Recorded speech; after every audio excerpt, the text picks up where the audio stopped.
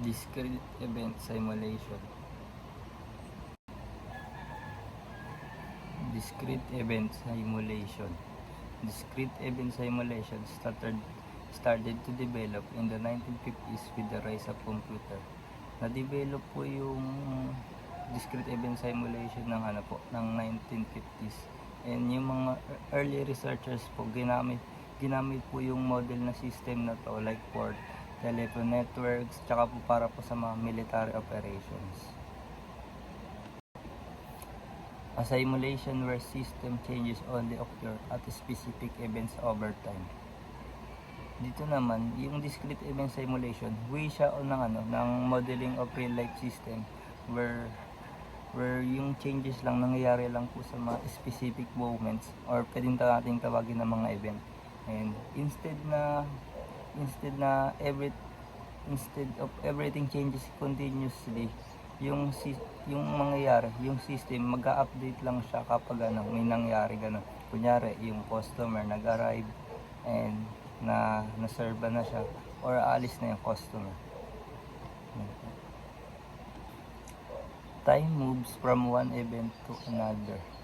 Dito naman, yung time po, hindi po siya mag-move continuously katulad po sa real life natin. Instead po, mag-jump po siya directly from one event to the next event po. Key components, entities. Ito naman po yung mga tao or object or pwede natin po yung mga customer, ganun po. Sila po yung mga entities. Events. Yung events, ito naman po yung mga action katulad po ng pag-arrive or pag-alis po, pag-leave, ganun lang po. Sa resources naman, ito po yung mga workers or mga machine na nagpo-provide po ng mga service. Queue. Yung queue, ito naman po yung waiting line or yung pila. Dito naman, so paano nga ba gumagana yung discrete event simulation? First, ito ay yung gagamitin po natin dito na pwede natin example yung bank. So first, start the system. So pag nagsimula na po yung simulation, lang po siya, initial setup. So wala pa po siyang mga customers in line, pero ready na po yung teller. So first event happen. Ito naman po, nagkaroon na po siya ng event. For example po, nag-arrive na po yung customer. 3. Update the system. So mag-change lang po yung system sa event na yan. Kunyari po, yung customers po, pumila na po siya and dumiretso na po agad siya dun sa teller. Or check condition. And dito naman po, chine-check po ng system kung ano po yung next na mangyayari. So, yung example na po dito, kung libre po yung teller or busy ba yung teller. 5. Process the event. Dito naman po, if yung teller po is free po siya, yung customer po, masiserve niya po agad. And kapag hindi naman po, maghihintay pa po yung customer. Move time forward, number 6. Dito naman po, magja-jump po yung time sa next event. Hindi po siya continuously.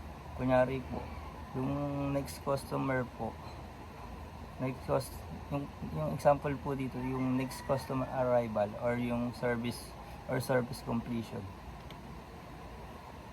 7. Repeat the process. Dito naman po, yung simulation po, magre-repeat lang po siya ng paulit-ulit, yung steps niya po, magre-repeat lang po siya ng paulit-ulit for every event. Number 8, end of the simulation. Dito naman, yung simulation po mag-stop na po after po ng certain time kapag na-reach na po yung goal.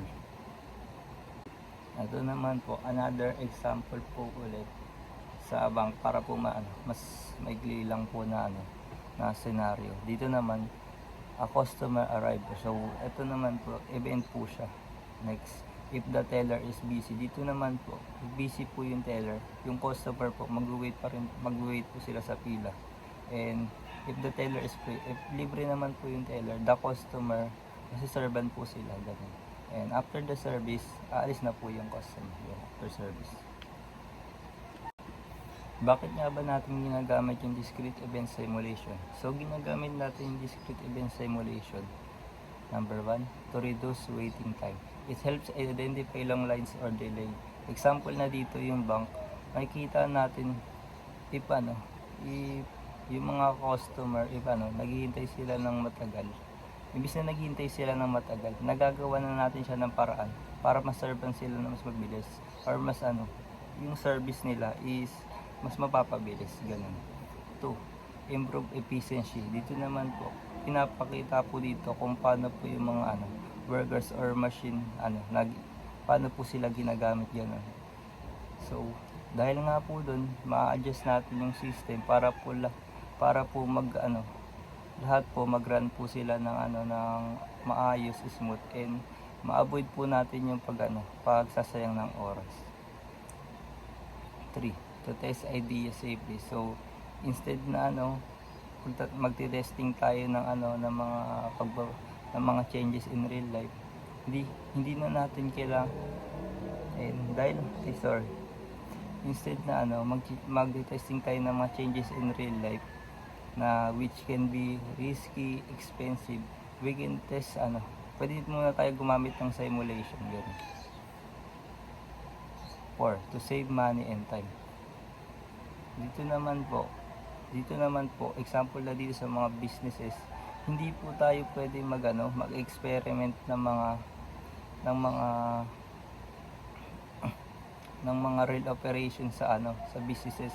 So dahil nga sa simulation,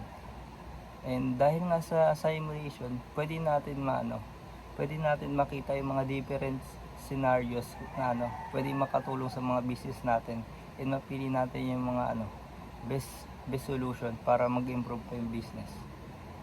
5, to understand complex system. Dito naman, tinutulungan tayo kung paano natin makita yung system, kung paano siya gumana, especially kung sobrang dami niyang mga steps katulad ng queues, services, and processes.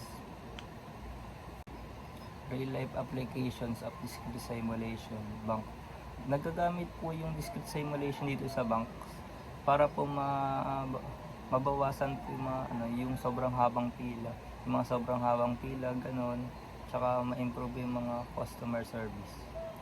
Hospitals, dito naman nagagamit dito yung discrete simulation. Yung discrete simulation sa mga hospital, natutulungan nila na ma-manage yung mga patient flow, tsaka yung waiting time, tsaka yung mga staff efficiency.